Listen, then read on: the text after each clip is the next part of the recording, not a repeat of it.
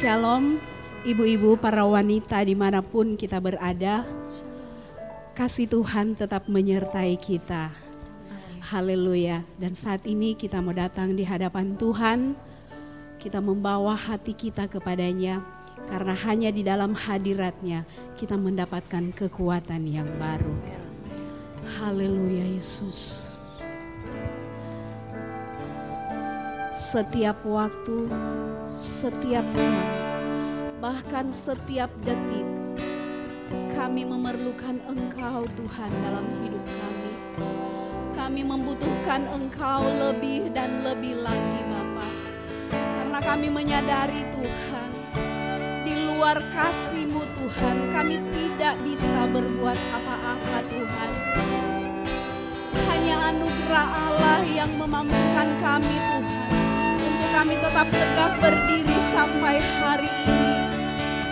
Sungguh kami bersyukur dan bersyukur kepadamu Tuhan. Karena kami tahu hanya kekuatan yang daripada Engkau Tuhan, yang memampukan kami bisa melewati masa-masa dalam hidup kami Tuhan. Terima kasih Bapa, terima kasih Tuhan. Biar Engkau menjamah setiap kami para wanita-wanita-Mu. Para wanita-wanita Allah yang Engkau kasihi Tuhan. Terima kasih Tuhan Yesus, terima kasih Tuhan. Biar pengurapan-Mu tetap ada bagi setiap kami.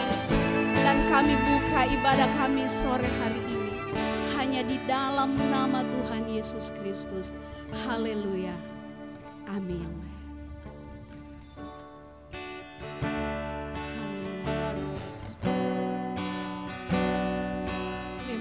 Tuhan, bukan karena kekuatan dan kehebatan kami Bapa, tapi sesungguhnya Tuhan kekuatan yang berlimpah-limpah itu datangnya daripada-Mu. Haleluya Yesus.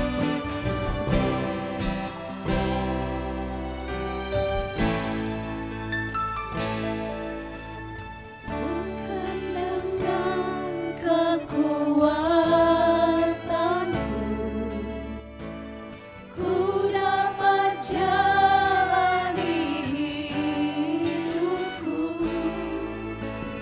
Tanpa Tuhan yang bisa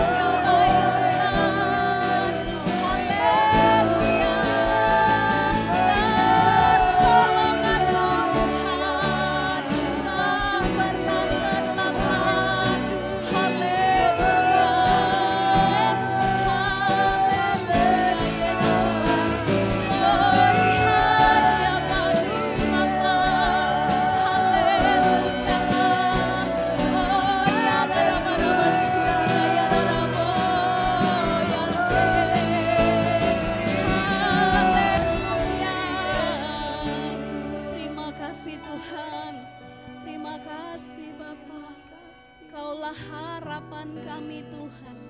Engkau tempat persembunyian kami, Engkau tempat perlindungan kami Tuhan. Kami aman di dalam Engkau ya Bapa. Terima kasih Tuhan, terima kasih Bapa. Kami mau lebih lagi Tuhan untuk bersorak bagi Engkau dalam nama Yesus. Haleluya, kita berikan sorak-sorai yang terbaik bagi Tuhan kita. Haleluya. Amin. Tidak ada Allah yang seperti Engkau Tuhan. Kau besar dengan segala keperkasaanmu. Haleluya.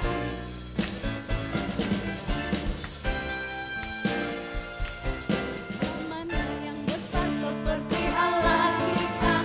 Allah mana yang besar seperti Allah kita. Dia kuat dan penuh kuasa. Tiada Allah yang seperti Dia. Allah mana yang besar seperti Allah kita. Allah mana yang besar seperti Allah kita. Dia kuat dan penuh kuasa. Tiada Allah yang seperti Dia. Dia puaskan jiwa yang dahaga dan dirangkan dengan sukacita. Bersorak-sorai semua orang yang takut akan Tuhan. Mana yang besar seperti Allah kita. Allah mana yang besar seperti Allah kita. Dia kuat dan penuh kuasa. Tiada Allah yang seperti Dia. Dia puaskan jiwa yang dahaga dan hilangkan dengan sukacita. Bersorak-sorai semua orang yang takut akan Tuhan. Puaskan jiwa yang dahaga dan hilangkan dengan sukacita. Bersorak-sorai semua orang yang takut akan Tuhan. Haleluya. Amin Tuhan. Haleluya Yesus. Haleluya Tuhan. Keperkasaanmu, kekuasaanmu Tuhan, melampaui segala pengetahuan dan pikiran manusia.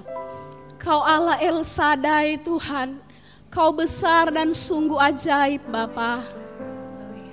Karena cintamu, karena kasih-Mu Tuhan, Engkau memilih kami, Engkau menetapkan dan menyelamatkan kami Tuhan. Kami layak Tuhan menjadi anak-anak kerajaan Allah. Haleluya Tuhan. Terima kasih Bapa. Engkaulah alasan Tuhan selama kami hidup. Yes.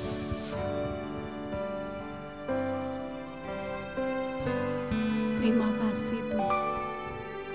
Ku hidup karena anugerah-Mu. Tiada satu pun dapat ku banggakan, semua karena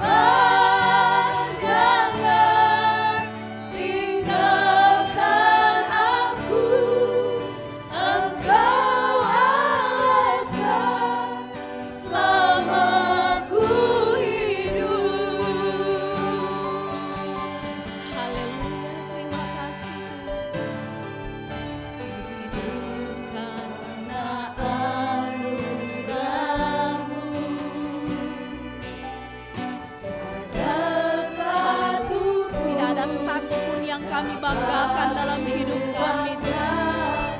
Tapi jika kami mau berbangga karena kami boleh mengenal Engkau Tuhan, kami boleh mengenal akan jalan-jalan-Mu ya Bapa. Karena jalan-jalan-Mu itulah yang terbaik dalam hidup kami Yesus. Amin. Kasih-Mu mengubah hidupku. Yes Tuhan. Kau memilihku, selamatkan hidupku semua karena cinta-Mu. Ini hidupku, pimpin jalanku. Yesus pegang erat tanganku, ku tak dapat hidup di luar kasih-Mu. Bapa, jangan tinggalkan aku, Engkau alasan selamatku hidup. Yesus, haleluya Tuhan, erat tanganku, ku tak dapat hidup di luar kasih. Bapa, jangan tinggalkan aku, Engkau alasan selamatku hidup. Engkau alasan selamatku hidup.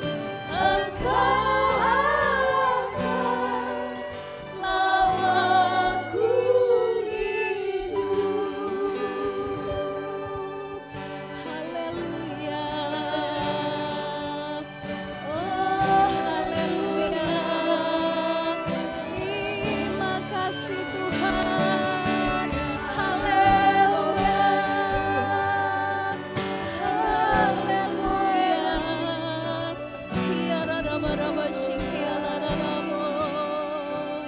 Terima kasih Tuhan. Kami percaya apa yang sedang kami kerjakan hari-hari ini, biarlah itu memperkenan hati Bapa di surga.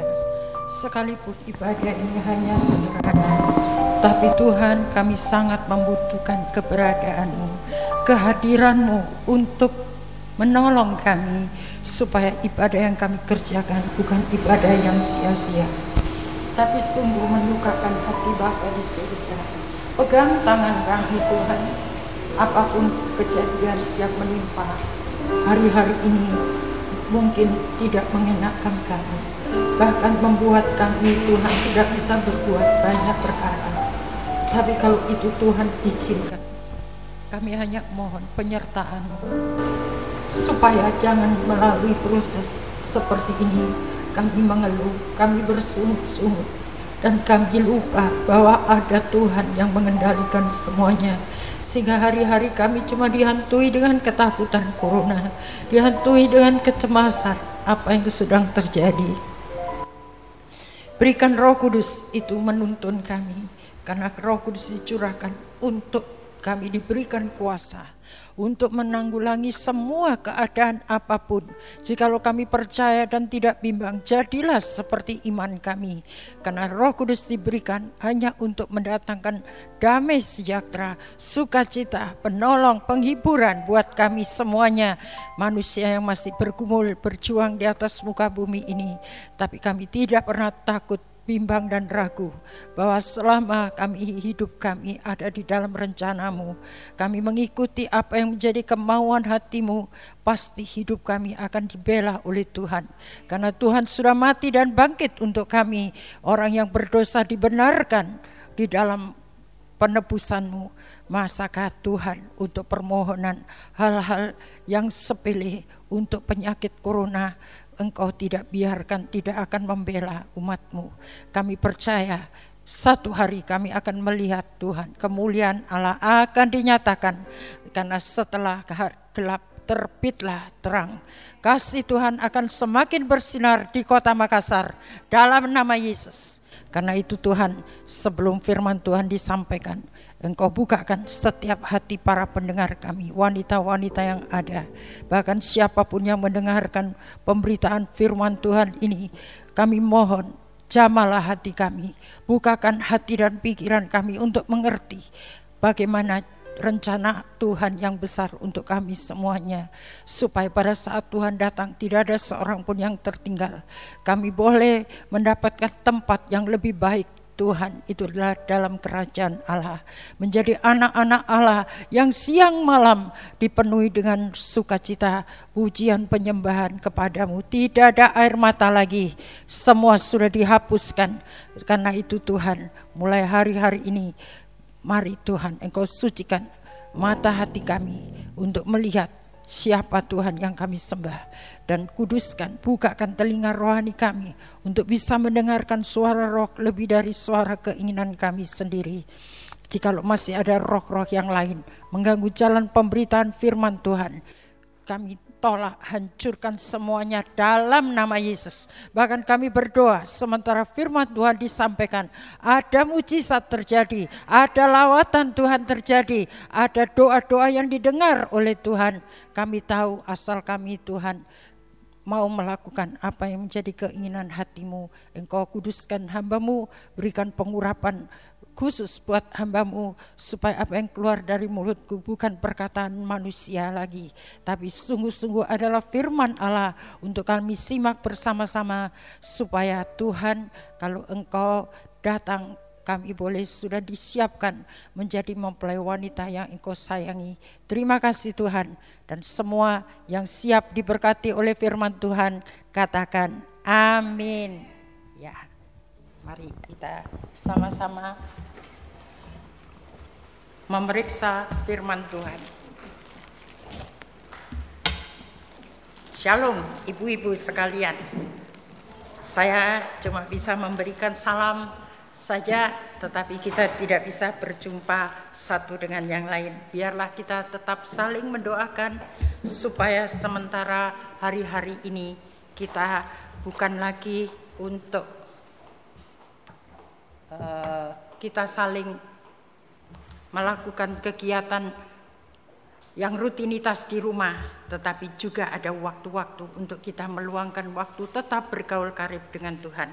Mari kita sama-sama membuka firman Tuhan di dalam Yesaya pasal yang ke-29. Yesaya pasal yang ke-29 ayat yang ke-17 sampai ke-24. Di situ perikopnya keselamatan sesudah penindasan. Dalam terjemahan yang lain, janji keselamatan bagi Israel. Di dalam ayat yang ke-17 saya baca, bukankah hanya sedikit waktu lagi Libanon akan berubah menjadi kebun buah-buahan, dan kebun buah-buahan itu akan dianggap hutan. Nah, dikatakan di sini, bukankah sedikit waktu lagi. Dalam terjemahan yang lain dikatakan tidak lama lagi. Libanon, apa itu gambarannya? Indonesia akan berubah. Kita lihat toh hari-hari ini sudah banyak perubahan. Kita tidak tahu. Tahu-tahu ada perubahan yang tadinya kita enak-enak, tidak kena corona, tiba-tiba berubah. Dan tadinya ibadah kita bisa ibadah dengan bebas, tiba-tiba saya hitung-hitung hampir 3 bulan kita tidak ada PW. Tapi untung firman Tuhan masih kita bisa dengarkan. Itu satu anugerah yang kita patut syukuri. Dalam terjemahan lain, mengalami perubahan. Berubah artinya mengalami perubahan yang tidak terpikirkan. Pernahkah kita berpikir? Tidak pernah. Makanya dulu kalau beribadah, kenapa? Iya, minggu depan kan masih ada, nyantai aja.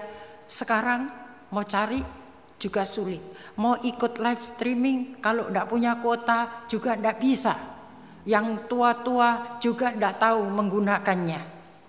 Jadi sebenarnya ini memprihatinkan secara kenyataan. Tapi ini dikatakan tadi hanya sedikit waktu lagi. Berarti kita masih punya kesempatan untuk ada hari depan yang penuh dengan harapan. Yang percaya dengan saya katakan amin. Jadi tidak selamanya rencana Tuhan itu mau membuat kita seperti terpuruk. Nah, apa yang terjadi? Karena ini belum selesai. Berubah keadaan. Coba kita baca ayat 16. Saya akan berikan ada 2 golongan nanti. Justru dalam masa-masa seperti ini kita lihat 2 golongan. Golongan yang pertama itu ayat 18. Pada waktu itu orang-orang tuli akan mendengar. Yang tadinya tuli-tuli, tidak mau peka terhadap kehendak Tuhan, sekarang rasanya Tuhan tolong apa yang saya harus buat. Betul? Supaya saya terhindar dari COVID ini. Karena itu jatuhnya banyak korban begitu drastis. Kita tidak bisa pakai pikiran, oh saya tidak kena, tahu-tahu sudah kena. Hanya bepergian saja pulang kena. Dan ada kesaksian yang tadinya suaminya yang istrinya dulu atau siapa yang kena, tapi nanti yang mati yang menjaga. Nah, itu juga tidak pernah terpikirkan dalam sejarah. Lihat saja para medis yang menangani, tapi dia sendiri nanti yang jadi korbannya. Siapa mengira? Jadi itu kejadian-kejadian akan sewaktu-waktu bisa berubah. Tapi yang perlu kita simak sekarang, golongan yang pertama tadi, waktu itu orang-orang tuli akan mendengar apa? Perkataan-perkataan sebuah kitab. Kitab apa kalau bukan kitab suci? Betul? Bagi anak Tuhan pasti kitab suci, firman Allah. Nah, itu yang nomor 1. Coba kita baca di dalam Wahyu 22 ayat 6 dan 7. Itu di situ dikatakan bagaimana? Wahyu 22 ayat 6 dan 7. Lalu ia berkata kepadaku, perkataan-perkataan ini tepat dan benar. Berarti firman Allah itu tepat dan benar. Yang harus kalau dulu mau menulikan diri terhadap perkataan Allah, mulai sekarang ayo kita pasang telinga kita baik-baik. Karena apa yang dikatakan firman Tuhan yang dulu ternyata kejadiannya sekarang. Dan kita sudah sampai Wahyu, ini sudah banyak yang digenapi. Jadi jangan lagi ada orang seperti tidak percaya. Dari dulu saya sekolah minggu sudah dibilang Tuhan Yesus mau datang. Untung belum datang. Kalau sudah datang masih banyak yang belum siap.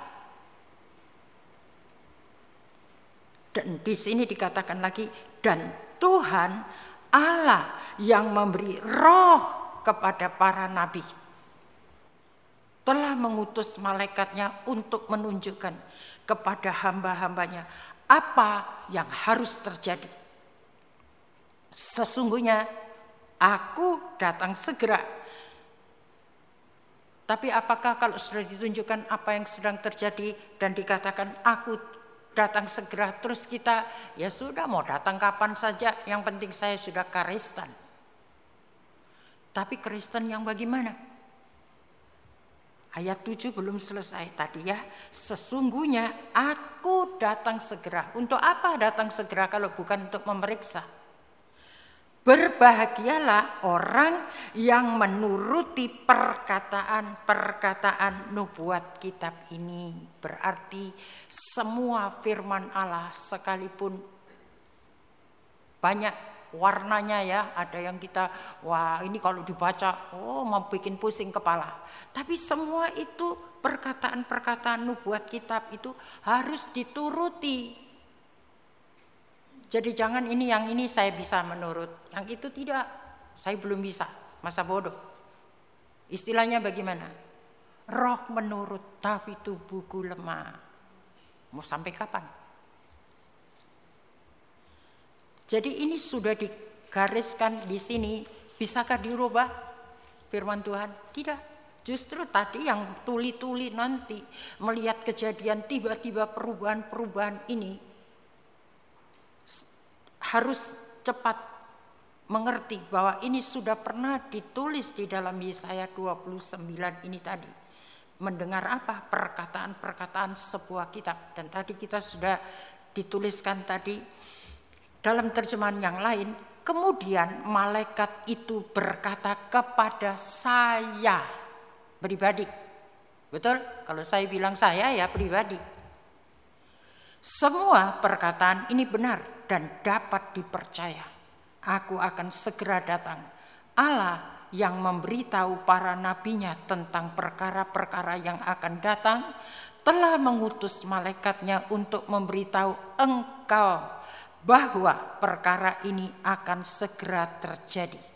Berbahagialah orang yang percaya akan hal ini dan semua yang tertulis dalam gulungan kitab ini, dalam firman Allah. Dan apa yang tertulis di dalam firman Allah bisa ditambah atau dikurangi? Itu ditulis lagi. Saya baca lagi ya. Wahyu 22 ayat 18 dikatakan, aku bersaksi kepada setiap orang yang mendengar perkataan-perkataan nubuat dari kitab ini yang harus dituruti. Jika seorang menambah perkataan ini, menambah sesuatu kepada perkataan-perkataan ini, menambah sesuatu, komanya kah dipindahkan, mestinya masih koma di titik saja, yang itu tidak usah, tidak bisa. Yang titik ya titik, tidak ada satu not iota pun yang bisa dihilangkan. Jika seorang, berarti ini pribadi, menambahkan sesuatu kepada perkataan-perkataan ini, maka Allah akan menambahkan kepadanya malapetaka yang tertulis dalam kitab ini lagi. Jadi bukan malapetaka yang tidak ditulis, sedangkan penyakit sampar, batuk kering semua ada ya ditulis. Jadi kalau corona ini bukan barang baru bagi Tuhan. Ini hanya menggenapi saja, hanya istilahnya, istilah canggih ditambahi badai. Apakah? Yang penting badai ya puting beliung, angin badai. Itu dulu perahunya Tuhan juga ditimpa angin badai. Nah, kemudian di sini dikatakan lagi. Mana ini tadi? Dan 19, jikalau seorang mengurangkan, ya saya itu bisa nuruti, yang itu tidak bisa. Siapa yang mendengar firman tapi tidak melakukan, dia bisa dikatakan apa? Menipu dirinya sendiri. Jadi hati-hati, kita tidak bisa mengurangkan sedikit pun sesuatu dari perkataan-perkataan dari kitab nubuat ini. Maka Allah akan mengambil bagiannya dari pohon kehidupan dan dari kota kudus seperti yang tertulis di dalam kitab ini. Apa yang ditulis? Ada nama yang dihapus, betul? Dalam 7 jemaat, saya tidak tahu itu di pasal berapa, nanti daripada salah saya cuma sitir saja. Ada nama dihapus. Tapi ada yang diberi nama baru. Jadi kita sekarang tidak main-main, ini sudah di era akhir ini kita harus berhati-hati dengan kita golongan yang mana. Ayat 20, ia yang memberi kesaksian tentang semuanya ini berfirman, ya aku datang segera, amin. Kemudian umat kita harus menyambut apa? Ya datanglah Tuhan Yesus. Berarti sudah ready bukan? Ada pengantin pria mau datang mengambil pengantin Tuhan. Tunggu di luar, ini masih ke toilet. Ada begitu? Suruh tunggu masih ke toilet. Tidak ada, pasti sudah dari pagi-pagi sudah mau apa saja. Tapi lihat, banyak pengantin-pengantin kalau mau pemberkatan di gereja bisa terlambat jam yang sudah ditentukan hanya karena di rumah masih gini begini begitu. Itu bisa saja gereja mengalah. Tunggu, kadang-kadang sebentar, betul? Kadang-kadang lama. Ya tadi begini, ya tadi begitu. Banyak alasannya. Tapi kalau kedatangan Tuhan bisa. Iya tadi itu begini, Tuhan Yesus. Tunggu ya, Anda bisa. Pasti ditinggal. Jadi ini gambaran-gambaran. Tapi ayat 21. Kasih karunia Tuhan Yesus menyertai kamu sekalian. Amin. Jadi kalau ada kasih karunia, pasti ada perbedaan. Sebelum itu terjadi kita sudah tahu lebih dulu, diberitahu, punya feeling dan sebagainya. Makanya tidak boleh tuli lagi dalam mendengarkan firman Tuhan, apalagi sampai mengantuk-mengantuk. Waduh Tuhan tolong. Makanya ada lagu bilang, Tuhan tolongku hidup menurut teladanmu. Nanti kita nyanyi ya, supaya Anda sadar bahwa tidak mudah kita menurut firman teladan Tuhan kalau tidak dapat kasih karunia. Ini grace. Grace untuk apa ini sekarang? Untuk anointing ya. Itu. Karena Tuhan sudah tahu ditinggalkan Roh Kudus untuk menjaga kita yang lemah-lemah. Bangun kamu dari tidur. Kan gitu ayatnya. Jangan yang tidur, iya saya capek, saya ada gula, saya ada semut. Kan ada gula, ada semut.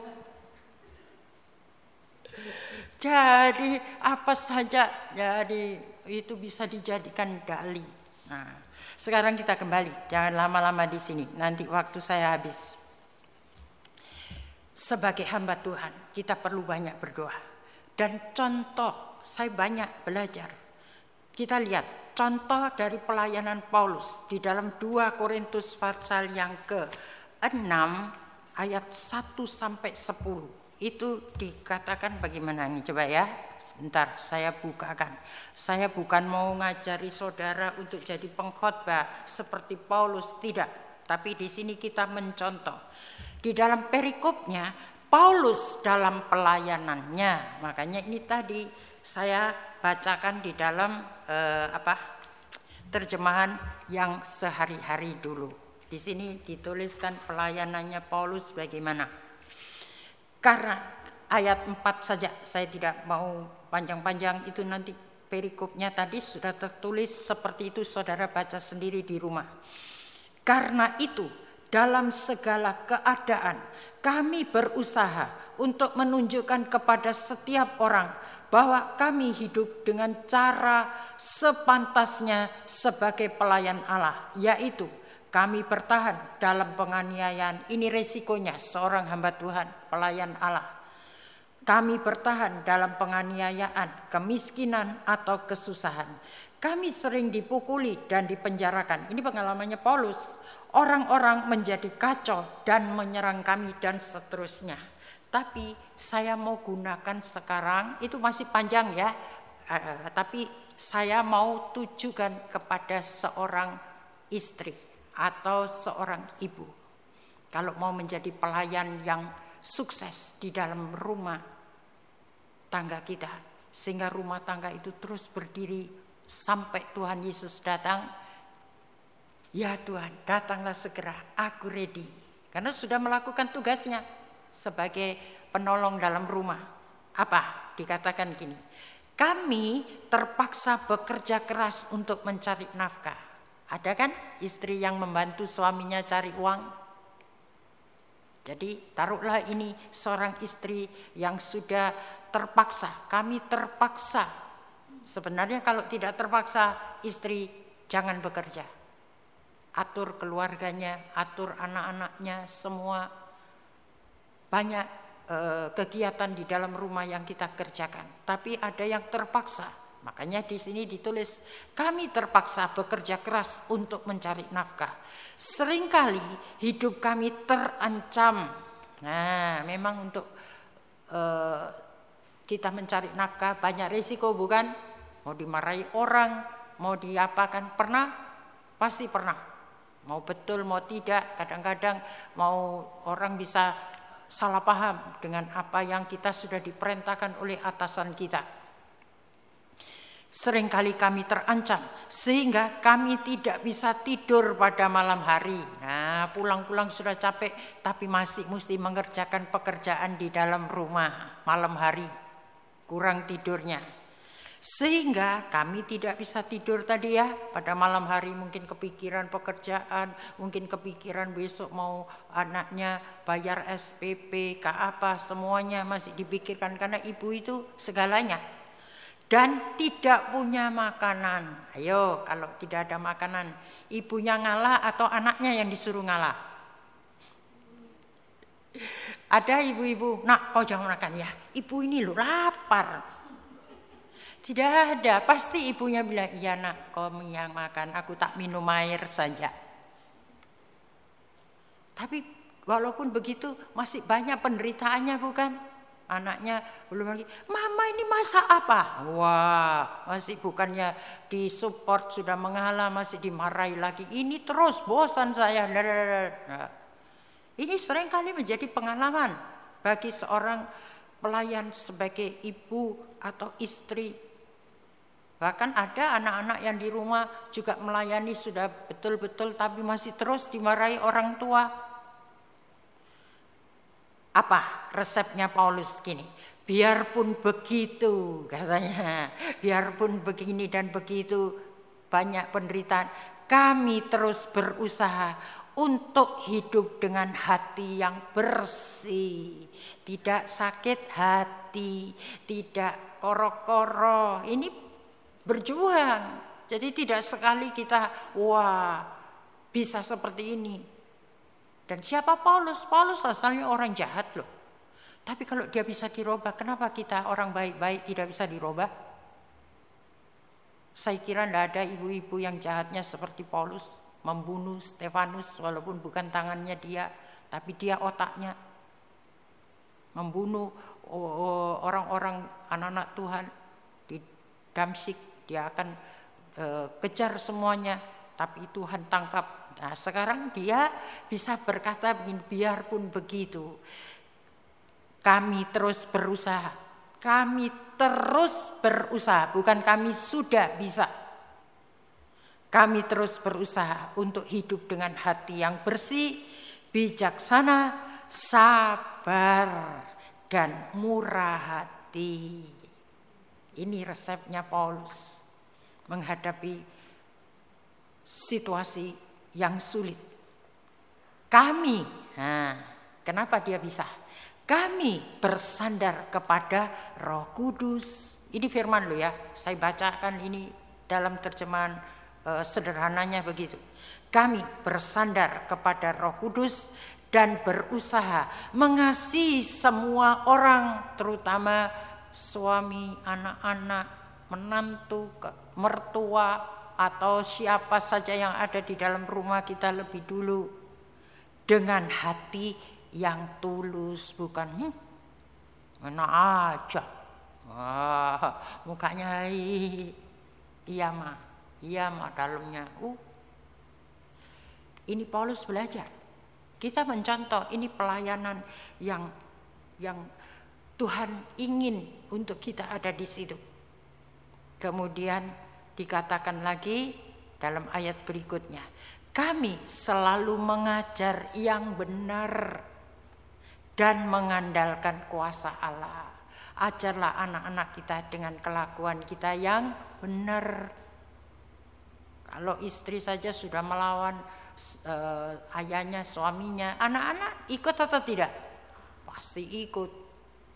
Jadi kita mengajar bukan pakai Alkitab lagi, tapi pakai pelayanan kita. Memang tidak mudah. Saya banyak belajar bagaimana merawat Bapak Gembala. Sebelum saya ke sini, saya kasih makan lebih dulu. Walaupun makannya tidak tentu. Tadi makannya jam 2 barangkali atau jam berapa tadi, hampir sudah mau ke sini. Saya harus selesaikan tugas saya dulu. Tidak saya kasih makan domba-domba suaminya, biar mau kau tunggu saya ya, mau lapar kayak mau tidak. Mungkin tidak ada orang yang tahu. Tapi siapa yang tahu? Hati nurani saya akan berbicara. Kamu bisa tolong orang, kasih makanan rohani. Tapi makanan jasmani untuk suamimu saja kamu tidak kasih makan. Saya tidak mau. Pelayanan yang seperti itu cuma pelayanan sebelah luar. Tapi saya mau apa yang saya bisa kerjakan, karena kami selalu mengajar yang benar dan mengandalkan kuasa Allah. Kami memakai semua perlengkapan perang rohani. Ya ini loh, senjata Allah, Efesus 6 bukan? Pakai itu semuanya supaya kita tahu mana tipu muslihatnya iblis, supaya kita tetap kuat untuk menghadapi peperangan dan menang, tidak gugur.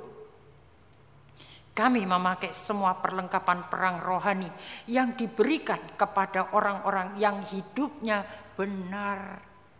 Jadi makin kita mau hidup di dalam kebenaran firman Allah, makin Tuhan itu akan selalu memberikan perlengkapan perang rohaninya itu bagaimana? Baik untuk membela diri dan untuk menyerang penguasa gelap. Jadi ada pembelaan dirinya bagaimana? Kalau saya melakukan ini, pembelaannya itu bagaimana? Caranya Tuhan, bukan mau-maunya kita pembelaan diri. Tapi juga harus ada bagaimana untuk penyerangan penguasa gelap. Saya kasih contoh, misalnya kita sudah layani suami baik-baik, tapi dia masih koro-koro. Yang yang diserang itu siapa? Bukan manusia darah daging, tapi roh jahat pinjam, supaya kita kalau kita terpancing, ya sudah, kamu atur sendiri, kan gitu. Itu tipu muslihat iblis. Tapi kalau kita tahu bahwa itu dipinjam supaya kita mundur, wah kita sekarang perang dengan kuasa gelap yang ada di dalam perkataan suami itu. Tapi ya jangan dalam nama Yesus, bicaramu tidak benar. Oh tambah marah nanti suaminya. Tapi secara diam-diam kita tolak dalam nama Yesus. Jangan itu mengganggu hatiku, supaya tetap dijaga bersih tadi itu. Ini bijaksana. Jadi ini sungguh-sungguh, kalau kita tidak melatih diri, kita akan jatuh bangun memangnya. Kalau cuma teori tidak bisa. Teori itu gampang. Lihat orang mau ambil SIM. Setelah teori ada prakteknya bukan? Sekarang hanya bisa membeli SIM. Tapi lihat itu yang nabrak-nabrak, tandanya tidak mahir. Sembarangan kenek-keneknya truk itu kan, ada yang menggantikan sebentar, menabrak orang, bermasalah. Jadi di sini kita lihat kemudian ayat berikutnya. Karena dalam pelayanan kami ada orang yang menghargai kami, tapi ada juga yang menghina kami. Ya ini loh, tadi bagaimana kalau saudara tidak dapat penghargaan dari orang yang kita layani. Masakanmu tidak enak, lebih enak itu tetangga punya. Marah atau tidak? Sudah tidak dihargai, dihina lagi. Punyanya pembantu itu lebih enak daripada masakanmu. Pernah dikasih begitu? Kalau tidak pernah ya puji Tuhan. Tapi kalau pernah, ayo kita pakai senjatanya Paulus ini tadi. Ini tidak peduli kalau ada begini. Nah, ada yang memuji kami, tapi ada juga yang menjatuhkan nama baik kami, cari persoalan untuk memojokkan kita. Itu jangan peduli lagi. Maksudnya jangan disimpan di dalam hati. Jaga hati kami, kita tetap bersih seperti yang Paulus buat. Biarpun begitu, kami terus. Nah, biarpun begitu. Tadi ya, pengalaman tidak enak Paulus dengan tekadnya. Biarpun begitu, kami terus mengajarkan yang benar. Berarti dengan mempraktekkan apa yang firman Tuhan ajarkan dan perintahkan. Supaya apa? Nah, terus supaya kita tidak berkeliru dengan pelayanan kita. Sebab apa yang kamu buat kepada manusia, perbuatlah seperti untuk Tuhan. Namun masih tetap ada yang mengata-ngatai kami sebagai pembohong. Masih pernah ini firman loh yang nulis, saya bukan ngarang-ngarang. Jadi kalau saudara masih dikata-katai, jangan bercucuranlah air mataku. Itu bisa saja, tapi jangan air mata keterusan, nanti air mata buaya. Apa air mata buaya? Kita melayani tapi hatinya dongkol, sebenarnya kasihnya sudah hilang. Ini kita berusaha, makanya itu tidak mudah menjadi seorang pelayan, penolong kalau tidak ada latihannya. Kemudian, biarpun kami sering mengalami kesedihan, nah ini resepnya Paulus. Biarpun kami sering mengalami kesedihan, tapi kami tetap bersukacita. Ini loh bersukacita yang dikerjakan oleh Roh Kudus. Tidak bisa dirampas oleh kesulitan, kesedihan apapun. Sebab itu jaga, ini bulan Kristus anointing. Jadi kalau bagaimana mau datang pengurapan kalau tidak suka berdoa? Tidak mungkin. Jadilah seorang wanita yang suka berdoa. Pasti pengurapan saudara akan terus ditambah. Dan itu yang membuat kita berhasil untuk menghadapi situasi apapun, dikatai, dihina apapun, kita tetap bersukacita di dalam Tuhan. Kemudian di sini dikatakan lagi, kami tetap bersukacita. Kami sangat miskin. Nah, mungkin tidak miskin uang, tapi seorang istri kedudukannya itu tidak berdaya, begitu ya. Orang miskin kan tidak berdaya, penuh dengan kelemahan atau kekurangan. Tapi sebenarnya pelayanan kami, ini kata Paulus, tidak apa-apa, kita memang miskin, saya tidak berdaya, saya punya kelemahan, saya punya kekurangan. Tapi sebenarnya pelayanan kami membuat banyak orang menjadi kaya secara rohani. Kalau kita melakukan apa yang Tuhan perintahkan. Mulai dari dalam keluarga kita dulu. Kami tidak mempunyai apa-apa, mungkin tidak punya kemampuan, tidak punya pendidikan yang cukup, tidak punya karisma, tidak apa-apa. Tapi sebenarnya kami mempunyai segala sesuatu. Apa? Yang bisa memberkati banyak orang tentunya. Seperti yang dialami oleh siapa? Anak kecil yang punya 5 roti 2 ikan. Kapan 5 roti 2 ikan itu jadi berkat? Waktu diserahkan di dalam tangan Tuhan. Jadi kita yang miskin, yang lemah, tidak berdaya ini, serahkan seluruh hidup kita sepenuhnya kepada Dia dan andalkan Dia. Pasti saudara akan lolos dan hasilnya itu luar biasa. Karena berapa banyak suami-suami yang ditobatkan oleh kelakuan istrinya tanpa perkataan itu ya, yang sudah tersurat di dalam 1 Petrus. Saudara baca sendiri di rumah lagi. Saya akan lanjut sekarang. Kita sudah belajar bagaimana cara pelayanan Paulus itu melayani Tuhan dengan segala macam, tetapi tidak bisa merubah hatinya untuk tetap dia kuat di dalam Tuhan. Kemudian kita kembali sekarang ke Yesaya 29 tadi ya. Yesaya 29 dikatakan yang berikutnya itulah dalam ayat yang ke-18 tadi. Pada waktu itu orang-orang tuli akan mendengar perkataan-perkataan sebuah kitab dan lepas dari kekelaman dan kegelapan mata orang-orang buta akan melihat. Kalau mata hati kita sudah dicelikkan, maka tidak ada kekelaman yang bisa mengganggu untuk kita terpuruk.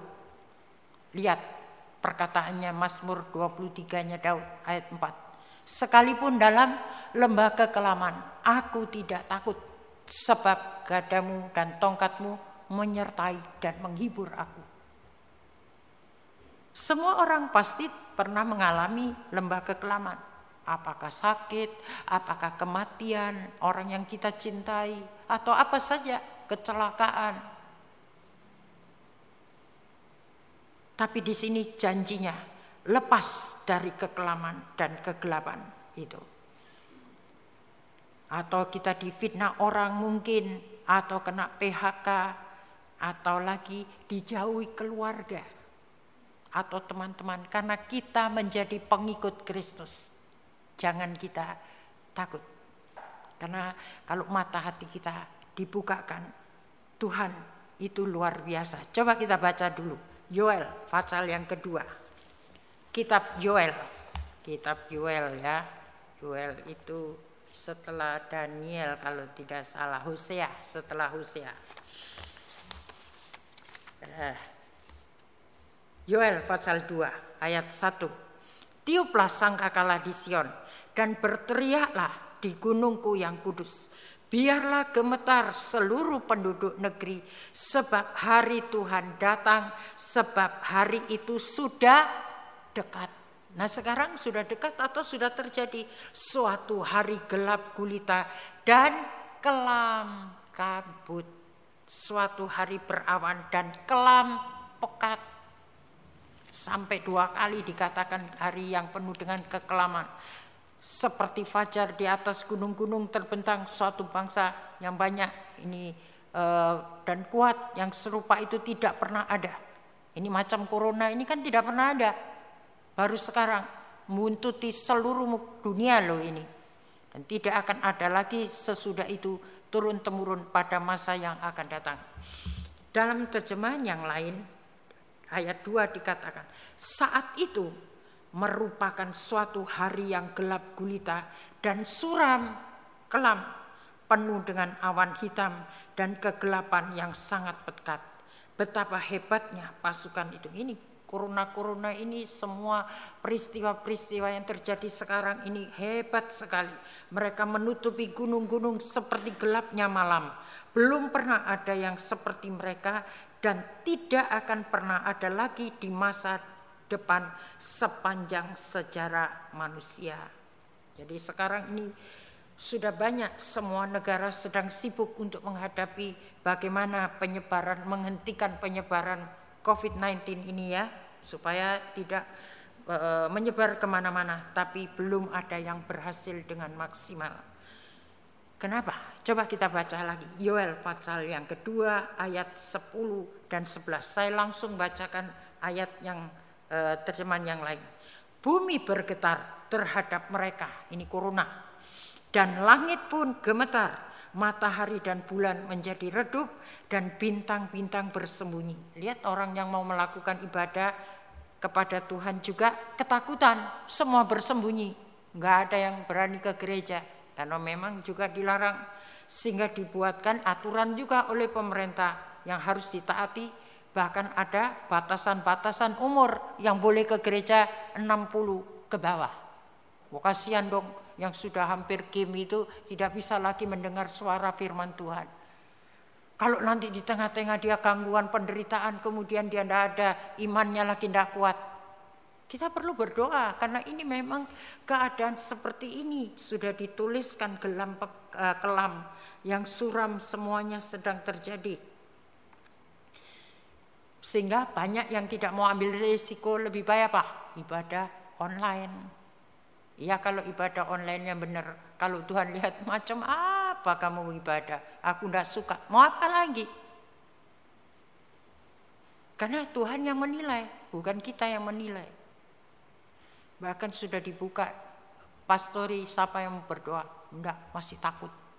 Ya sudah, urusannya. Yang penting saya tidak mau menahan orang berdoa. Jangan rumah ditakuti saja. Ya ada batasnya, ada hand sanitizer-nya ada. Jadi yang dari pasar bersihkan dulu, baru masuk di ruangan doa. Jadi kalau mau berdoa, jangan dari pasar langsung berdoa. Ulang dulu, maksudnya ganti baju dulu, baru berdoa. Tapi ada lagi yang berdoa jam berapa itu? Sebentar lagi ya sudah di kamar doa baru duduk, amin, sudah nongol. Itu urusannya. Kalau saya tidak mau. Kita berdoa harus sampai berjumpa dengan pribadinya. Itu baru. menyenangkan. Kalau cuma doa memenuhi jam 2 jam, 3 jam, tapi cuma duduk-duduk saja, membosankan itu buat saya. Kemudian di sini lagi ya, ayat yang ke-11. Tuhan memimpin mereka yang dengan suara yang kuat. Ini Tuhan yang pimpin semuanya. Tuhan memimpin mereka dengan suara yang kuat. Pasukannya sangat besar jumlahnya dan mereka taat kepada perintah-perintahnya. Berarti Tuhan yang mengendalikan semuanya. Hari Tuhan untuk mengadili adalah suatu hari yang mengerikan. Jadi ini betul-betul jangan kita lihat hari hanya sekarang ini hari yang mengerikan sebetulnya. Siapakah yang dapat bertahan? Dalam terjemahan biasanya siapakah yang dapat menahannya? Nggak ada yang bisa. Oh, jangan corona datang ini, semua sudah dikasih pasang rapi pokoknya. Siapa yang mau datang? Bisa kebobolan atau tidak? Kalau Tuhan maksud di sini Tuhan kok semua hari Tuhan untuk mengadili suatu hari yang mengerikan. Siapakah yang dapat menahannya? Namun ada bagi orang yang hidup benar di hadapan Tuhan, ada janji Tuhan tadi, sekalipun dalam lembah kelaman tidak perlu takut, karena ada penyertaan Tuhan. Itulah kasih karunia kalau kita bisa mengerti apa artinya grace to anointing tadi itu. Pelihara baik-baik. Jangan kalau sudah demam terus berbahasa roh, tapi tidak ada sambungan untuk cari pengurapan, tidak ada kuasanya. Bisa mengerti maksud saya? Tapi kalau kita punya hubungan, memang nanti berbahasa roh boleh, tidak apa-apa. Tapi kuasanya ini loh, karena Kisah Rasul 1 pada saat Roh Kudus turun, kamu diberi kuasa. Nah kuasa itu sekarang, kenapa untuk corona gini saja ketakutannya sampai kelewat batas. Sedangkan firman Tuhan selalu berkata, jangan takut, jangan takut. Mana yang lebih berkuasa sekarang, corona atau Tuhan? Kita tadi sudah baca, semua Tuhan yang mengendalikan. Nah, kita lanjut sekarang ya. Coba kita lihat ini tadi. Roma pasal 16 ayat yang ke-20. Kalau kita selalu mengandalkan Tuhan, kita tidak usah takut. Tapi yang wajar-wajar saja. Roma 16 ayat 20. Semoga Allah sumber damai sejahtera segera, perhatikan ini. Semoga Allah sumbernya damai sejahtera, bukan sumber kekacauan, ketakutan, kegelisahan, kekhawatiran dan sebagainya. Sumber damai sejahtera segera, saya mau bilang ini, makanya ini tadi saya suka yang kita bicara kekeluargaan, jadi saya lupa kalau ada mic di muka saya. Segera, saya mau bilang segera, begitu loh. Akan menghancurkan siapa?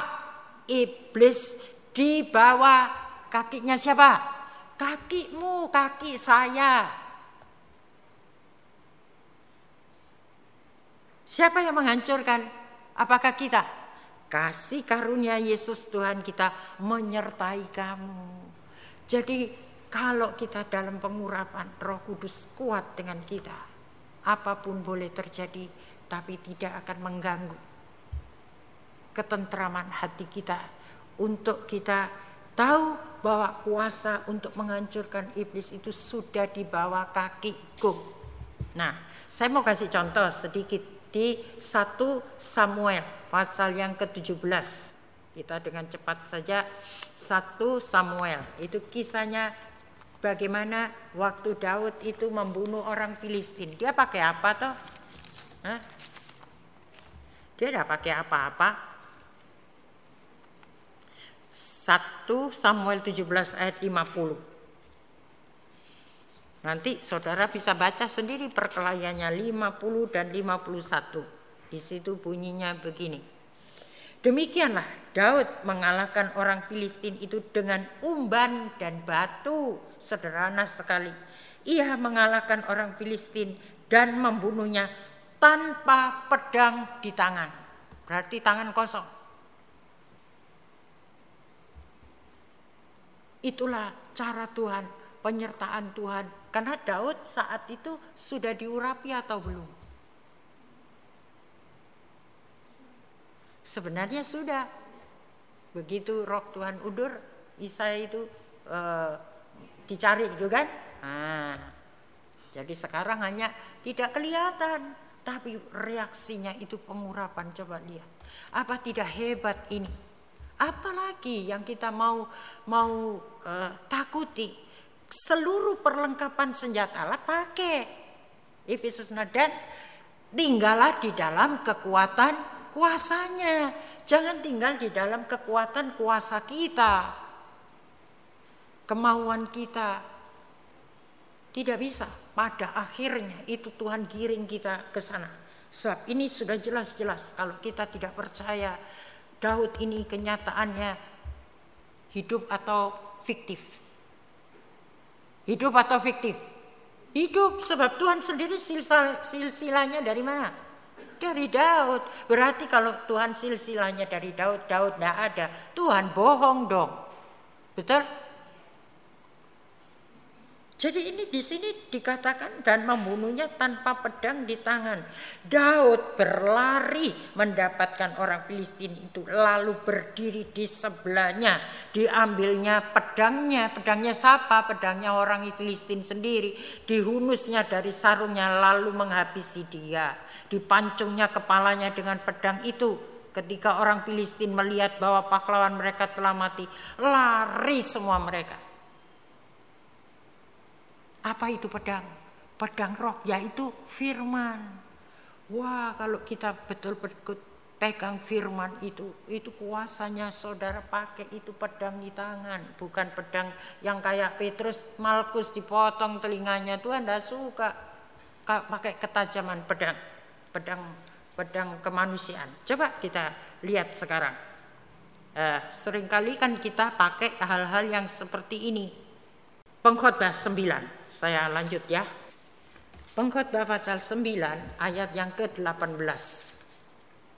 9 ayat 18. Mana ini? Nah, ini. Hikmat lebih baik daripada alat-alat perang. Itu jangan pakai pedang-pedang kekuatan sendiri. Hikmat lebih baik daripada alat-alat perang. Tapi satu orang yang keliru dapat merusakkan banyak hal yang baik. Makanya dalam menghadapi peperangan pergumulan hidup, dalam menjaga keutuhan pernikahan, keluarga, kita sebagai penolong jangan menghadapi suara Goliat yang menghina, merendahkan harga diri kita, kemudian marah, sakit hati, benci, pahit, stres. Jangan. Kemudian pakai perkataan yang tajam untuk menyerangnya. Tapi pakai hikmat Allah. Sumbernya adalah firman Allah. Terjemahan yang lain, kebijaksanaan lebih ampuh daripada senjata perang. Tapi kekeliruan yang kecil akan merusak seluruh pekerjaan yang baik. Nah, di sini kita sudah jelas ditunjukkan oleh Tuhan bahwa hal-hal seperti ini. Pengkhotbah 10 ayat 1. Akibat kebodohan. Itu perikopnya loh. Jadi habis tadi kebijaksanaan lebih ampuh, jangan pakai senjata perang cara jasmaninya kita yang biasa orang gunakan. Kalau bertengkar, kalau salah paham, saling serang menyerang dengan perkataan, balas membalas, bahkan kadang-kadang kalau perlu pukul memukul. Yang satu pakai kursi, yang satu pakai bantal, atau yang pakai apa saja, semua bisa. Bahkan tidak jarang pakai senjata tajam. Akhirnya berujung maut. Akibat-akibat kebodohan. Ayat 1. Lalat yang mati menyebabkan urapan dari pembuat urapan berbau busuk. demikianlah juga apa tadi? Sedikit kebodohan lebih berpengaruh daripada hikmat dan kehormatan. Dalam terjemahan yang lain, bangkai lalat menyebabkan minyak wangi berbau busuk. Ya, satu kesalahan kecil lebih besar pengaruhnya daripada kebijaksanaan dan kehormatan yang banyak. Jadi di sini kita lihat bangkai lalat itu kecil tapi bisa merusak minyak wangi sehingga bisa berbau busuk. Pernikahan itu wangi atau tidak?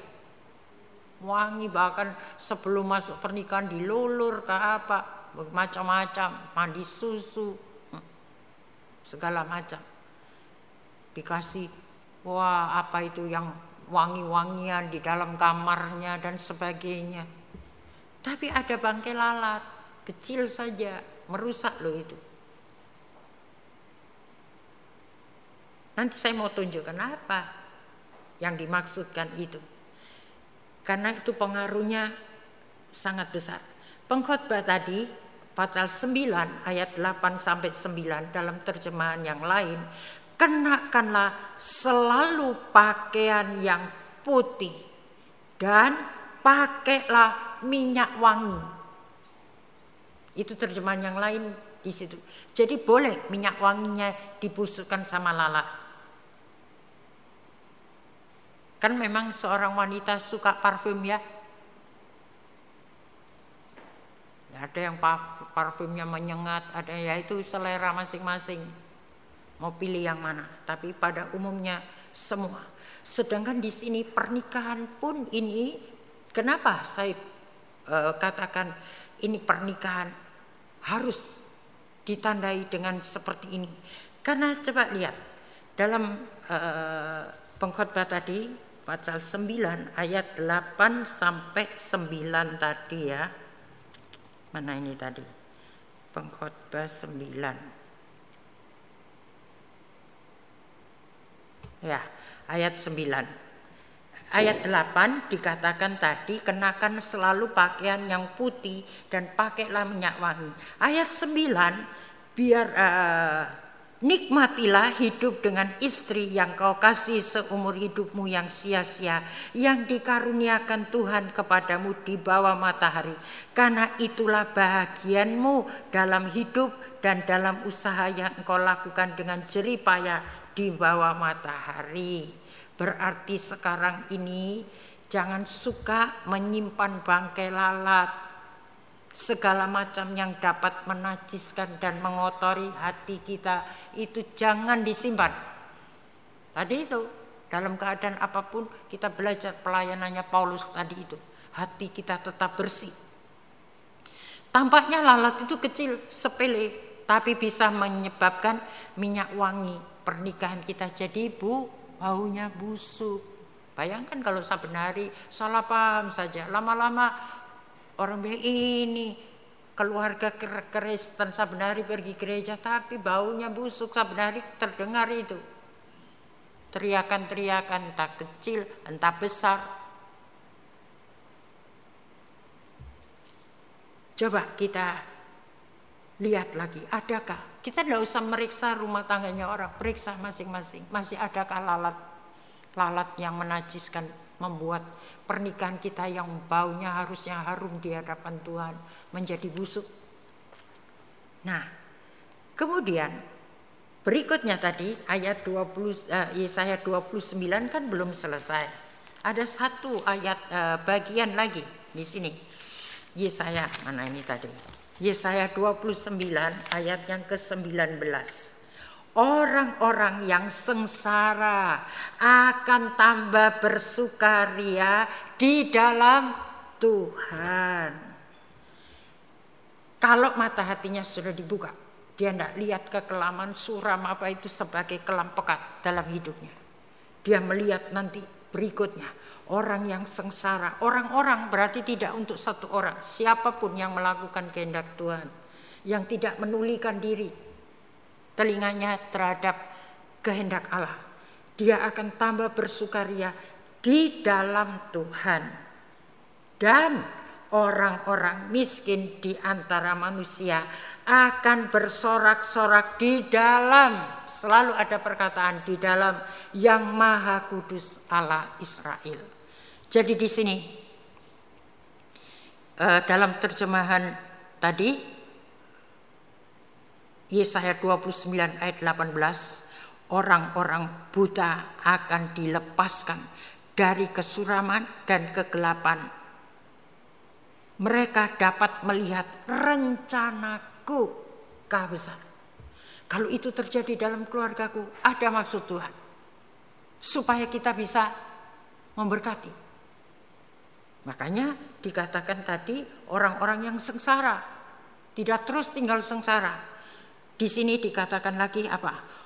Bukan orang sengsara, tapi di sini dalam terjemahan yang lain, orang yang lembut hatinya akan dipenuhi dengan sukacita baru dari Tuhan. Itulah sukacita yang dikerjakan oleh Roh Kudus. Karena buah roh antara lain apa? Sukacita. Dan orang miskin, tadi saya sudah bilang, orang miskin itu tidak punya apa-apa, tidak berdaya untuk dimiliki, untuk menolong dirinya saja sudah sulit, akan bersukaria dalam Dia yang Maha Kudus Allah Israel. Ingat kisahnya Lazarus dan orang kaya yang mati. Bagaimana Lazarus? Coba kita lihat dulu, supaya saudara yang tidak pernah baca Alkitab sekarang dibukakan satu-satu. Makanya saya suka duduk supaya saudara tidak baca asal dilihat di situ. Kita perlu baca sendiri. Lukas pasal yang ke-16 tadi ya, kita lihat sedikit. Memang kisahnya sudah sering dibawakan, tetapi saya mau bawa saudara tekanannya kepada ayat yang ke-20. Ayat 20. Dan ada seorang pengemis bernama Lazarus, badannya penuh dengan borok, berbaring dekat pintu rumah orang kaya itu. Miskin toh pengemis itu tadi. Terus, dan ingin menghilangkan laparnya dengan apa yang jatuh dari meja orang kaya itu. Malahan anjing-anjing datang dan menjilat boroknya. Kemudian matilah orang miskin itu. Mati. Yang kaya nanti kan juga mati. Lalu dibawa oleh malaikat-malaikat ke pangkuan Abraham. Wah, begitu mati naik promosi, duduklah di pangkuan orang Abraham. Nah, Abraham di mana tempatnya? Mosok di neraka? Pasti di sorga, di Firdaus paling tidak.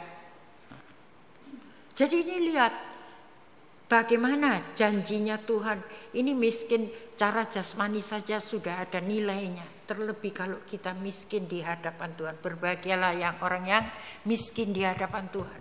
Selalu Tuhan tolong saya tidak bisa, tidak berdaya, tapi selalu mengandalkan Tuhan. Itu luar biasa. Ayat 25. Tetapi Abraham berkata, anak, ingatlah bahwa engkau telah menerima segala yang baik sewaktu hidupmu, sedang Lazarus segala yang buruk. Sekarang ia mendapat hiburan dan engkau sangat menderita. Lihat itu, orang yang berlaku sewenang-wenang. Jadi perlu kita balas atau tidak? Justru malah kita harus mendoakan, kasihan nanti menderita, akhirnya kita malah dapat hiburan diam-diam duduk di pangkuannya Abraham.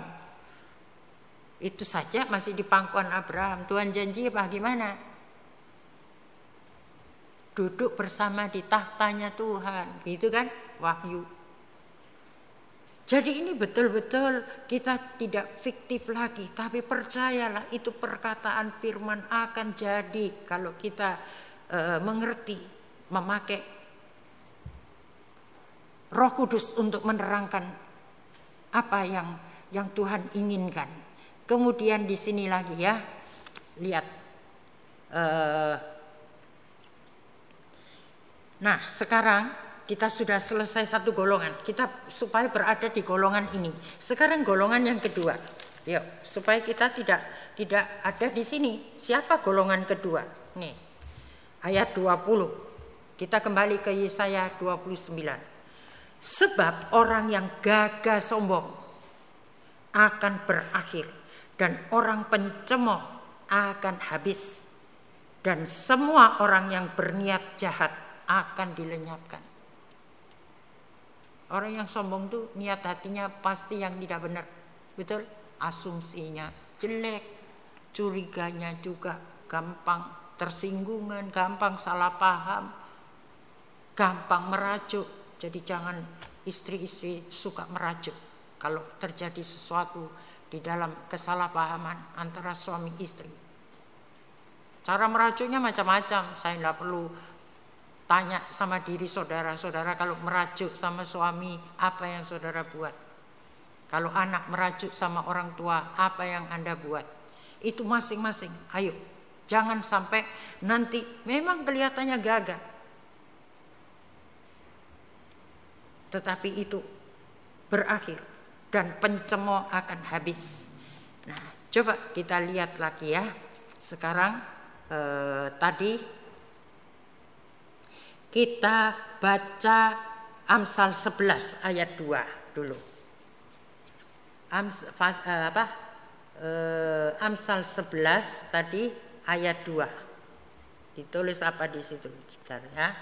Amsal 11 ayat 2. Jikalau keangkuhan tiba, tiba juga cemooh. Makanya jangan jadi istri yang angku sombong. Mungkin luarnya sederhana tapi hatinya angku kalau di rumah. Dominan itu angku sebetulnya. Tetapi hikmat ada pada orang yang rendah hati.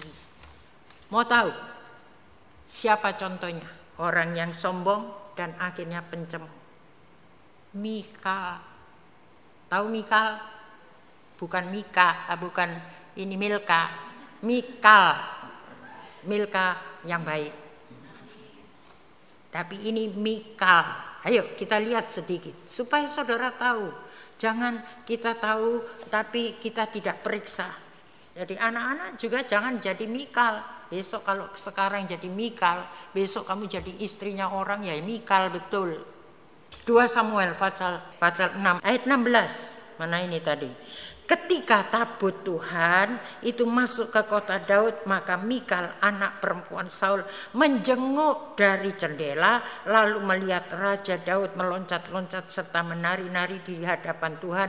Sebab itu ia memandang rendah Daud dalam hatinya. Ini pencemooh, memandang rendah suaminya, tidak pakai bicara, itu sudah pencemooh. Hati-hati, jangan ini diundang dalam pernikahan. Itu seperti lalat kecil tapi merusak. Alkitab bilang jangan beri kesempatan kepada iblis. Dia akan mengganggu betul. Kalau selama suka merendahkan suami walaupun dalam hati, itu sudah Tuhan tidak mau. Mikal. Sebab Mikal sampai hari matinya dia tidak punya anak, mandul. Kalau tidak punya anak bisa adopsi. Tapi kalau tidak punya buah-buah di hadapan Tuhan bisa. Itulah anak Tuhan yang cuma berdaun saja tapi tidak ada buahnya. Itu yang membuat hati Tuhan sedih. Sebab itu sekarang apa artinya kita mengikuti tiap kali ibadah Petra Women, tapi buah-buahnya kita tidak nikmati di dalam keluarga kita. Saya tidak mau. Tuhan tolong supaya setiap firman yang ditaburkan ini tidak kembali dengan sia-sia. Dia akan melaksanakan apa yang Tuhan suruhkan. Sama-sama, saya suka ini share. Kita sama-sama berjuang untuk menjadi istri yang bukan pencemooh, yang merendahkan suaminya walaupun di dalam hati saja. Nah, kalau sudah merendahkan di hatinya, nanti 20 ketemu akan berkata. Betul? Saya nggak usah baca lagi, nanti lebih lama lagi kalau kita baca. Tapi akhirnya ya itu tadi. Makanya di dalam ayat 23, Mikal binti Saul tidak mendapat anak sampai hari matinya. Tidak ada buahnya. Kenapa? Amsal 27 ayat yang keempat. Di sini persoalannya. Jadi jangan main-main dengan mencemooh, memandang rendah. dalam hati kalau tidak cocok sesuatu. Kalau Tuhan mau, ternyata apa yang dilakukan oleh Daud itu Tuhan suka. Walaupun di mata istri tidak betul. Amsal 27 ayat 4. Panas hati dan murka melanda, tapi siapa dapat tahan terhadap cemburu? Cemburu itu juga tidak baik. Kejam loh. Mungkin dalam hati masih curiga dia, tapi kalau tidak tahan dia akan keluar dalam perkataan. Segala macam bisa diucapkan. Bisa ngambek, bisa apa saja. Makanya jangan main-main, panas hati itu kejam sekali. Kalau itu seperti lalat busuk yang mati itu tadi. Jangan dipelihara terus. Terus lagi dikatakan lagi di dalam Ayub. Coba Ayub. Mazmur 37 dulu ayat 8. Apa itu? Coba. Mazmur 37 ayat yang ke-8. Berhentilah marah dan tinggalkanlah panas hati. Jangan main-main, tinggalkan. Hati anak-anak pun siapa saja yang suka panasan emosional itu tinggalkan semua. Berhentilah marah dan tinggalkanlah panas hati. Bukan berhentilah panas hati, enggak, tinggalkan. Berarti jangan dipakai itu. Jangan marah. Itu hanya membawa kepada kejahatan. Sebab orang-orang yang berbuat jahat akan dilenyapkan. Coba kita baca lagi Ayub pasal 36. Saya tunjukkan supaya saudara punya bukti. Ayub 36 ayat yang ke-18. Janganlah panas hati membujuk engkau berolok-olok. Berolok-olok itu sama dengan mencemooh. Betul? Apa itu? Anu begini dan begitu. Janganlah besarnya tebusan menyesatkan engkau. Ini tidak ayat 18a saja. Janganlah panas hati membujuk engkau berolok-olok. Ayat 21. Jagalah dirimu. Janganlah berpaling kepada kejahatan, karena itulah sebabnya engkau dicobai oleh sengsara. Padahal tadi orang yang sengsara akan tambah bersukaria di dalam Tuhan. Jangan orang yang sebenarnya hidupnya tidak sengsara, dia punya segalanya, tapi dia tidak menjaga dirinya dari apa yang Tuhan kehendaki. Akhirnya dia masuk dalam kesengsaraannya karena dia tidak mau berpaling kepada dari kejahatan tadi. Orang yang mencemooh, berolok-olok, yang marah, yang begini dan begitu, itu jahat di mata Tuhan. Nah, sekarang kita minta kekuatan dari Roh Kudus supaya sebagai istri, ibu, anak-anak Tuhan agar tidak termasuk dalam golongan yang kedua. Amsal 11 ayat 17. Amsal 11 ayat 17. Mana ini? Amsal 11 ayat yang ke-17. Orang yang murah hati berbuat baik kepada dirinya sendiri, tapi orang yang kejam, panas hati tadi kan kejam. Jangan terus dipakai, tinggalkan itu. Menyiksa badannya sendiri, itu jelas sekali ya. Firman Tuhan tidak bisa ditambah atau dikurangkan. Kita baca seperti yang sudah dituliskan.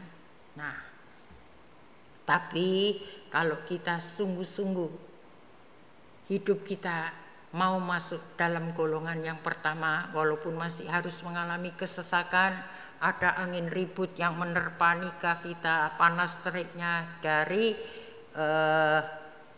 bentuk masalah atau penyakit yang membuat ekonomi, ini corona membuat ekonomi, bisnis terpukul, kita tidak bisa berbuat apa-apa, tidak bisa bebas beribadah dan sebagainya.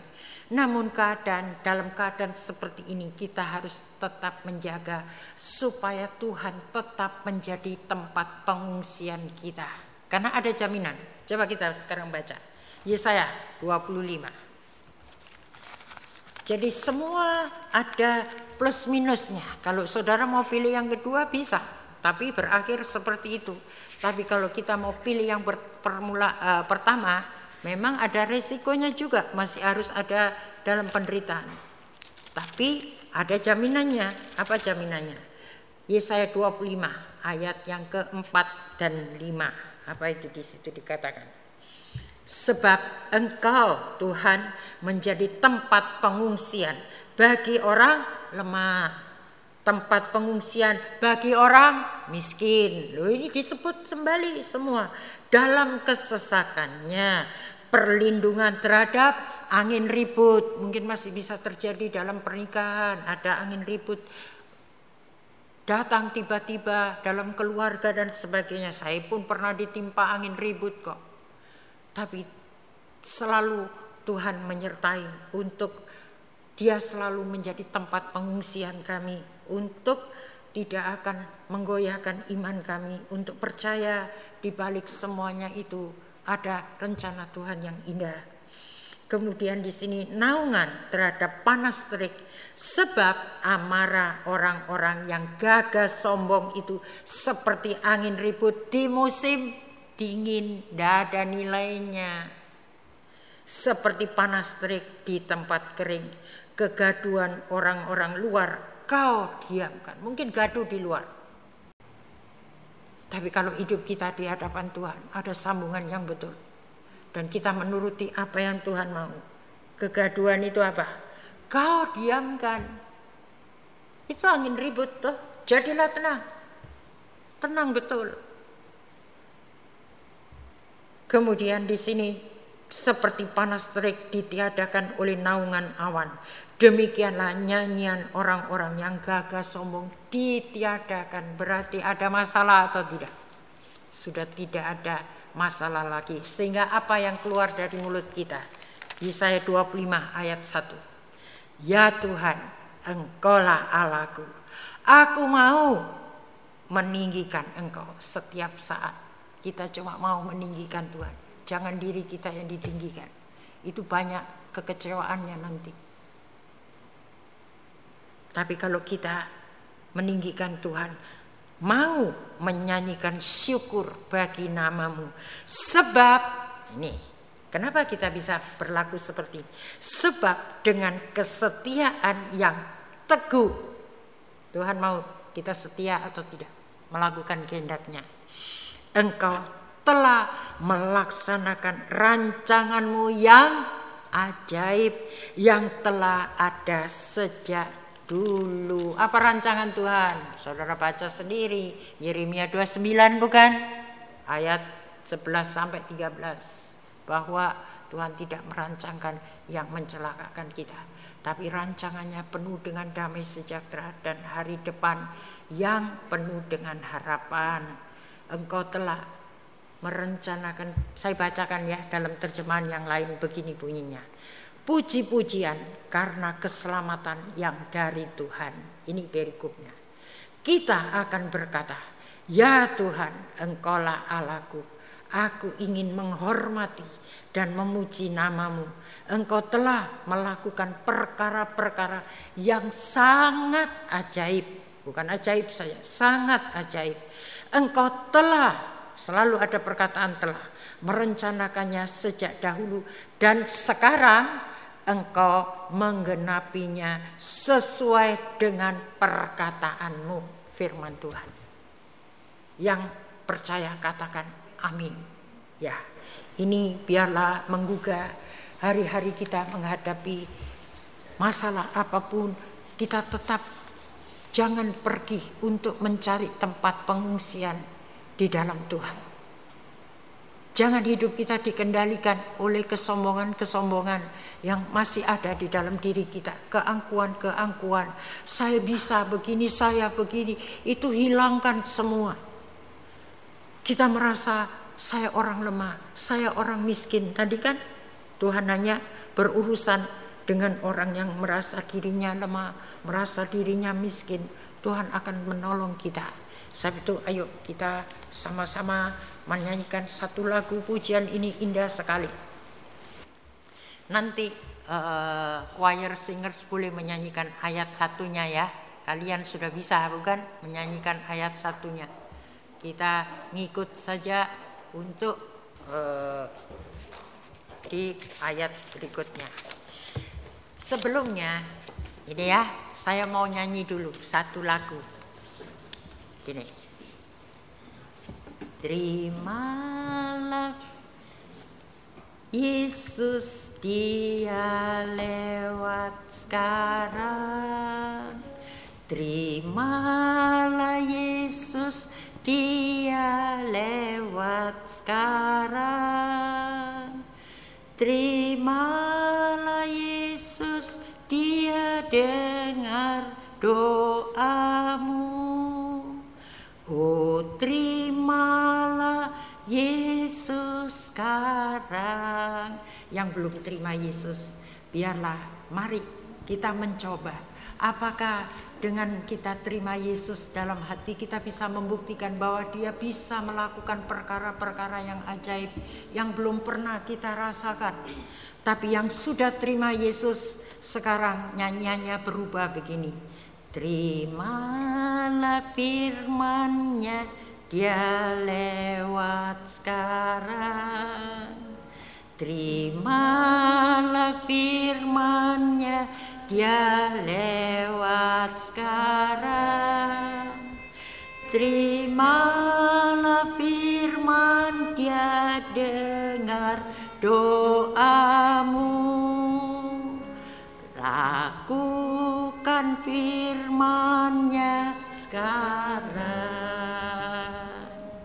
Terimalah firman-Nya, Dia lewat sekarang. Terimalah firman-Nya, Dia lewat sekarang. Terimalah firman-Nya, dengar doamu. Lakukan firman-Nya sekarang.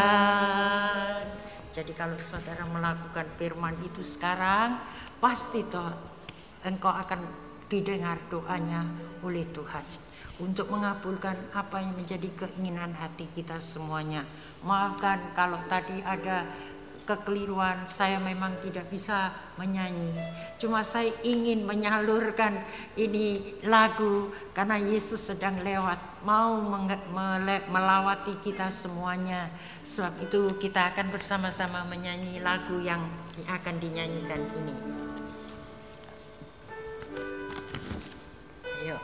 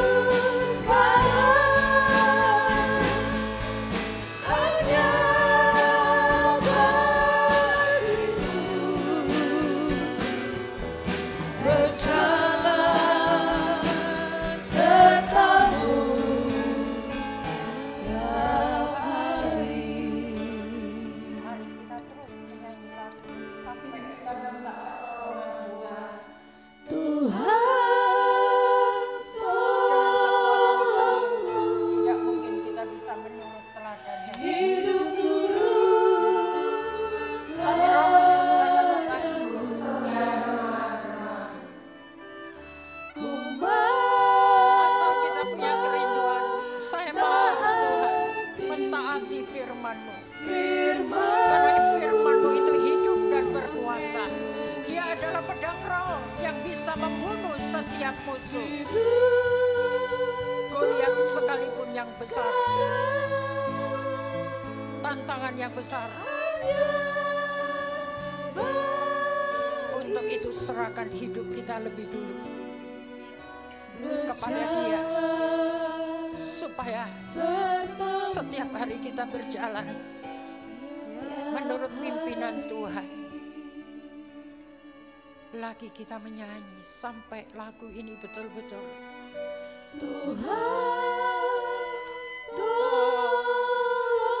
kita menyanyi dari hati kita yang paling dalam.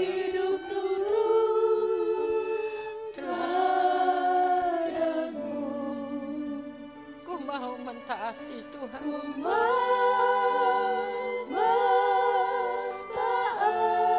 Tapi tolong kami firman-Mu.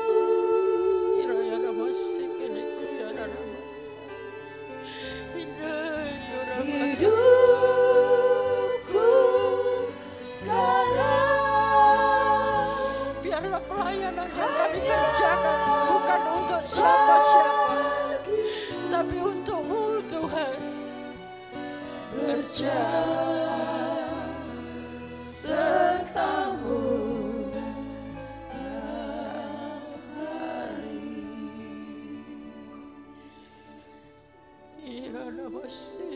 Sembah Dia. Ayo adakan koreksi kita masing-masing. Kita minta tolong Tuhan, karena kita sudah diberitahu oleh firman Tuhan, waktunya tinggal sedikit. Jangan kita masuk dalam golongan yang kedua. Sekalipun kita hebat, kita menang, tetapi pada akhirnya kita akan menerima bukan pahala, tetapi Tuhan memberikan hukuman yang setimpal. Bukakan telinga rohani kami Tuhan. Iraya nama sekeleko ya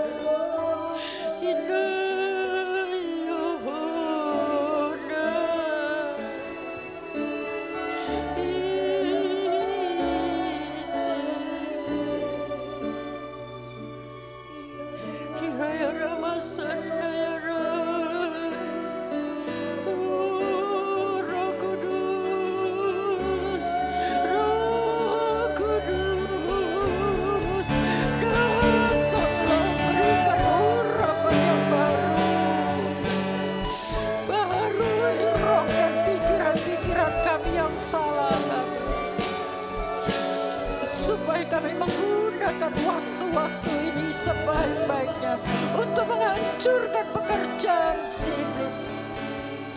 Urana masih ini urana ya.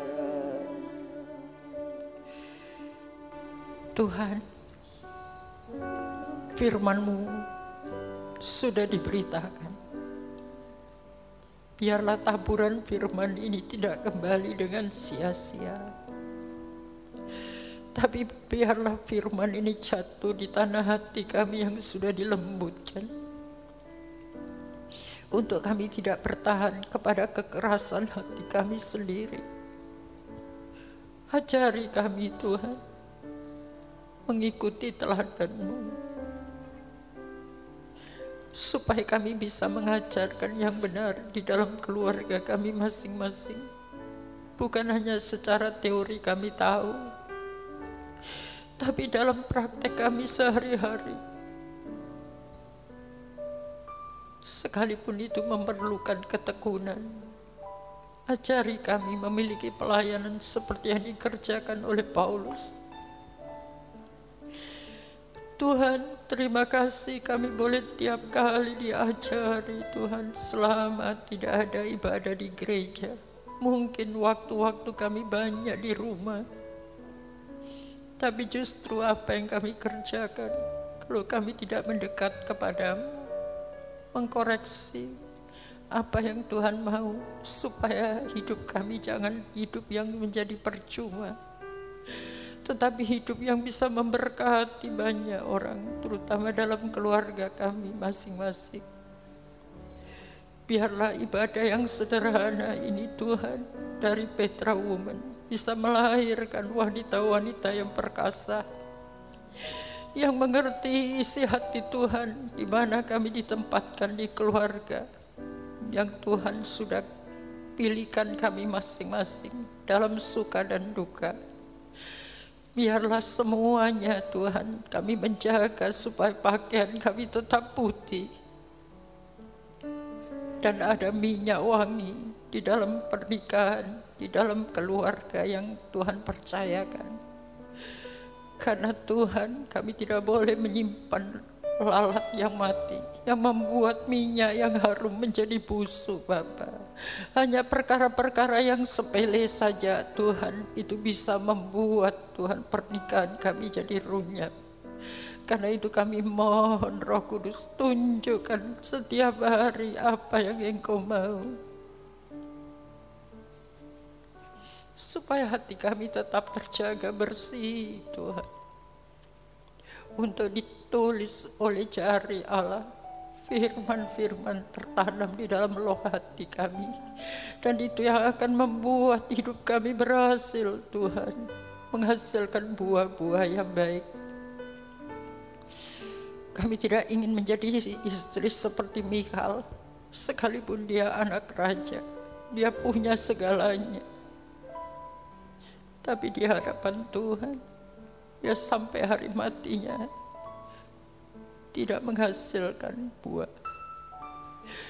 Tuhan, hidup yang tidak ada gunanya kami tidak mau Tuhan.